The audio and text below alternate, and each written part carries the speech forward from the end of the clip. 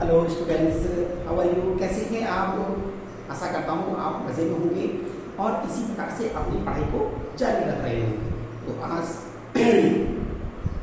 मैं धर्मेश सिंह आपके सामने फिर एक बार पेश हूँ अपने YouTube channel the study point Dharmesh 4455 पर आप सभी को इस चैनल पर आमंत्रित करता हूँ और आशा करता हूँ कि आपको ये चैनल बहुत पसंद आ रहा होगा। आज इस चैनल को स्टार्ट हुए लगभग 1 महीना हो गया है और आप लोग देख रहे हैं कि इस चैनल पे किस प्रकार से स्टडी कराई जाती है। तो टाइम को वेस्ट ना करते हुए आज हम आपके सामने chapter number 5 parallel and intersecting line का चैप्टर है ये और 7th क्लास का है ये चैप्टर और ये आपकी बुक है। इस बुक से मैं आपको पहले करा रहा हूँ। तो ये बुक जिन स्कूलों में चलती है उन स्टूडेंटों को इन क्वेश्चनों को करने में कोई दिक्कत नहीं आनी चाहिए। तो वो पहले इन क्वेश्चनों को कर ले, उसके बाद में आपको एनसीईआरटी की बुक से भी सॉल्यूशन करा दिया जाएगा।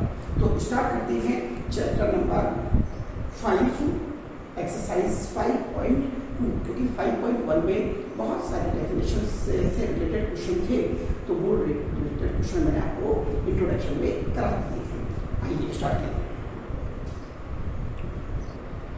लीजिए क्वेश्चन आपके सामने पेश है। फर्स्ट क्वेश्चन लगा in the given figure line PQ and RS intersecting at point O की दो लाइन आपको दी हुई है। एक तो PQ ये और दूसरा RS, ये मान लीजिए आपको लाइन दी हुई है PQ, ये लाइन P एंड Q, ये लाइन आपको दी है RS, ये R और S, ये दो लाइन दी हुई है और दोनों लाइनें ऊपर आकर एक दूसरे को काट रही हैं।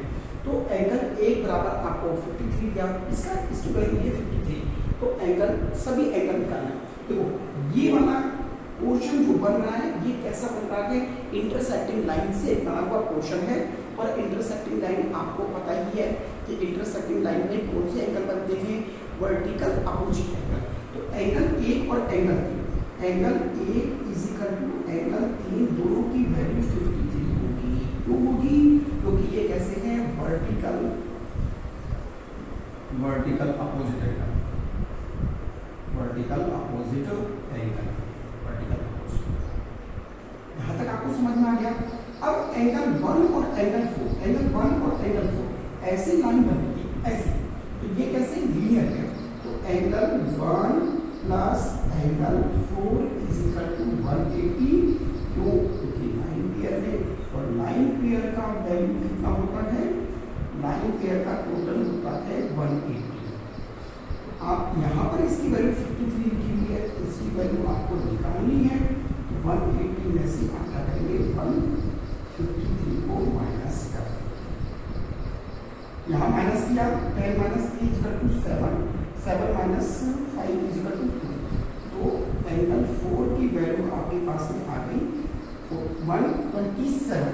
तो आपको पता है अब एंगल 2 इक्वल होगा एंगल 4 के, यानी इसकी वैल्यू कितनी रहेगी, एंगल 2 की वैल्यू हो जाएगी 127। कैसे है, vertical opposite, vertical opposite, vertical opposite angle. Vertical opposite angle होने के कारण क्या हो गए, सेम हो गए। तो angle 1 is equal to 53, angle 3 53, ये 127, ये भी 127, ये एंगल आपने निकाल। राइट डाउन फटाफट राइट कीजिए जल्दी।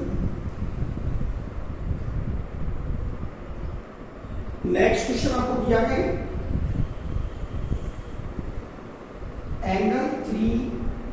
Angle 3x plus angle 2x बराबर 180 लीनियर पेयर।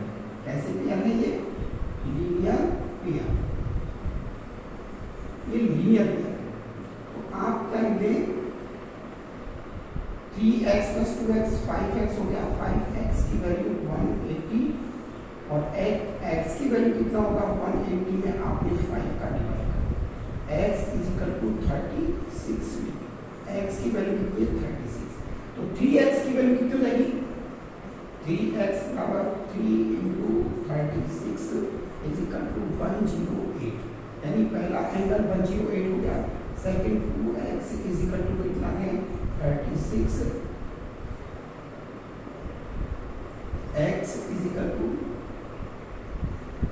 2x की वैल्यू कितनी 36 इंटू 2 बराबर 72, यानी एक एंगल आपका 108 का हो गया और दूसरा एंगल किसका हो गया 72 का हो गया। ये भी आपने कर लिया। नेक्स्ट क्वेश्चन देखिए 2x plus 3x plus 2x plus 3x is equal to 180, ये सब मिलाकर क्या है 180 के, ठीक है। अब इन सब का मान हमने ऐड कर लिया तो 10x इज इक्वल टू 180 हो गया। x की वैल्यू आपके पास 180 अपॉन 10, तो x की वैल्यू कितनी आ गई 80। 2x का मान आपको निकालना है, 2x is equal to 18 into 2, यानी 36 डिग्री का हो गया 2x।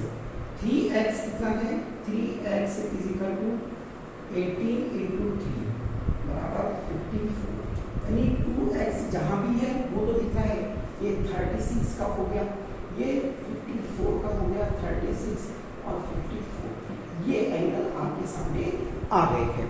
तो आशा है कि ये क्वेश्चन आपको समझ में आ गए होंगे और अच्छी तरीके से आप इनको कर सकते हैं, कोई ऐसी दिक्कत वाली बात नहीं है। तो आज के लिए इतना ही, ये क्वेश्चन एक्सरसाइज नंबर फर्स्ट में थे, तो आशा करते हैं कि आपके क्वेश्चन समझ में आए होंगे।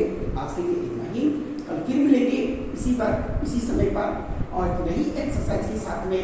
तब तक के लिए आप मेरे चैनल को सब्सक्राइब कीजिए, लाइक कीजिए और शेयर कीजिए। आज गला थोड़ा बैठा हुआ है, आवाज़ नहीं आ रही होगी ये मैं मानता हूँ, लेकिन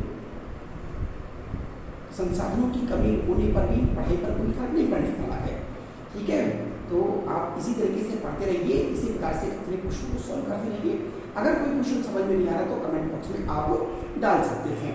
ये 7th क्लास के लिए एक्सरसाइज थी, तो फिर मिलते हैं नेक्स्ट वीडियो के साथ में। तब तक के लिए धन्यवाद।